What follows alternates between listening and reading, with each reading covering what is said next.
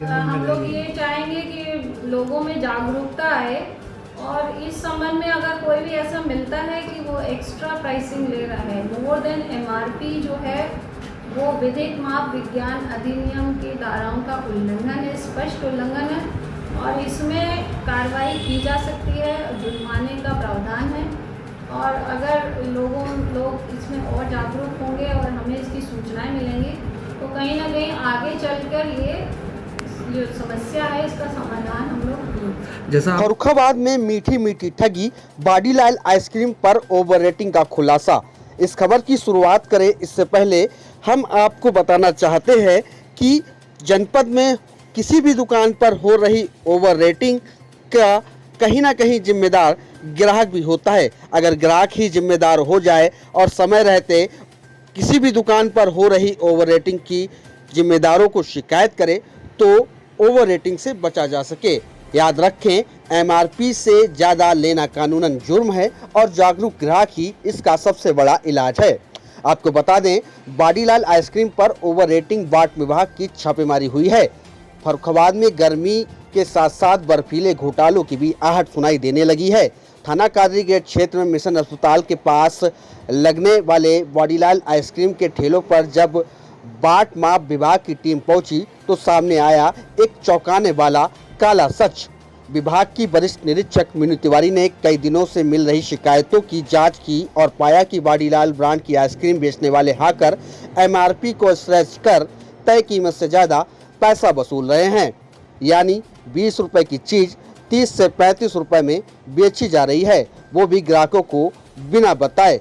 छानबीन में सामने आया कि इन ठेलों का संचालन एक ठेकेदार ऋषभ गुप्ता द्वारा कराया जा रहा है, जो बाडीलाल के डीलर मनोज अग्रवाल के अंडर में काम करता है। मीनू तिवारी ने बताया कि इस तरह की ओवर रेटिंग केवल आइसक्रीम तक ही सीमित नहीं है, दूध के पैकेट और कोल्ड ड्रिंक जैसे रोजमर्रा के सामान में भी ऐसी शिकायतें आ रही हैं। उन्होंने स्पष्ट किया कि जो भी दोषी होगा उसके खिलाफ सख्त और विधिक कार्रवाई की जाएगी। साथ ही आम लोगों से अपील की गई कि अगर कोई दुकानदार या हॉकर एमआरपी से ज़्यादा वसूली करता है तो सीधे विभाग से शिकायत दर्ज कराए। हालांकि साफ तौर पर कह सकते हैं जो डीलर और बीच में ठेकेदार है, इस कारण जो ठेकेदार प्रथा इस आइसक्रीम के सेलिंग में चल रही है, कहीं ना कहीं वह एक बड़ा कारण हो सकता है आइसक्रीम में ओवर रेटिंग होने का। तो कहीं ना कहीं कह सकते हैं कि आपको जागरूक होना है और याद रखें, एमआरपी से ज़्यादा लेना कानूनन जुर्म है और जागरूक ग्राहक ही इसका सबसे बड़ा इलाज है। आपको हमारी यह जनहित से जुड़ी खबर कैसे लगी, कमेंट बॉक्स में कमेंट करके हमारे मनोबल को बढ़ाएं और खबर को ज़्यादा से ज़्यादा जनहित के लिए शेयर करें। मैडम, कल आपने जो है कुछ आइसक्रीम विक्रेताओं के दोनों में जाके जांच पड़ताल वगैरह की है ओवर रेटिंग के संबंध में, क्या कुछ जांच में पाया गया और किस तरीके की कार्रवाई अमल में लाई जा रही है? कार्यालय में प्राप्त एक शिकायत पे हम लोगों ने बाडीलाल, स्पेशली बाडीलाल के द्वारा बेची जा रही जो हॉकर्स होते हैं इन विक्रेताओं की ठेलों की जांच करी थी। तो इससे हम लोगों ने स्वयं उसको परचेजिंग करी थी, क्रय किया था वहाँ पर।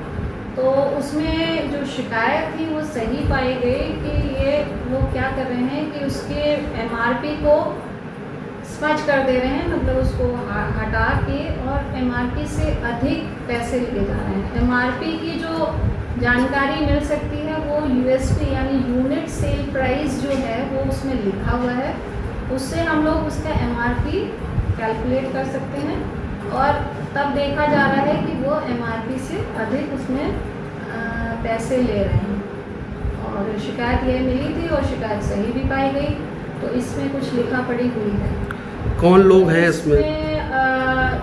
जो हमें जानकारी मिली है, कोई मनोज अग्रवाल हैं जो मेन डीलर हैं बाडीलाल के, और इनके अंडर में एक ठेकेदार है ऋषभ गुप्ता का नाम आया है वहाँ पर। मैं भी वहाँ पे सेल्समैन थे, उनके द्वारा बताया गया कि ऋषभ गुप्ता कोई ठेकेदार है, वही इनको सप्लाई करता है और जो गाड़ियाँ हैं वो ऋषभ गुप्ता नाम से लड़के की है। और ये जो जैसा कि मतलब पूरे उसमें अगर प्रकाश डाला जाए तो उसमें ये लगता है कि ऋषभ गुप्ता के अंडर में ये काम हो रहा है। बहुत ही प्रोमिनेंट है कि कूलिंग के नाम पर एक्स्ट्रा पैसे अक्सर लिए जा रहे हैं। ये कोल्ड ड्रिंक के मामले में और दूध के पैकेट्स के मामले में ये कई जगह ये भी देखा गया है।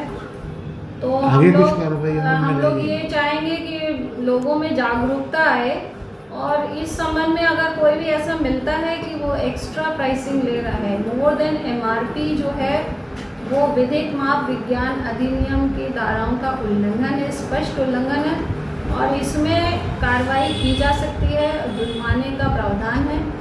और अगर लोग इसमें और जागरूक होंगे और हमें इसकी सूचनाएं मिलेंगी तो कहीं ना कहीं आगे चलकर ये जो समस्या है इसका समाधान हम लोग। जैसा आपने बताया कि कोई मनोज नाम बताया जो एजेंसी होल्डर हैं बाडीलाल के, तो उनके द्वारा ये ठेली नहीं चला जा रही है, आप बता रहे हैं ठेकेदार प्रथा चल रही है, तो कितना सही है ठेकेदार प्रथा चलना इसमें?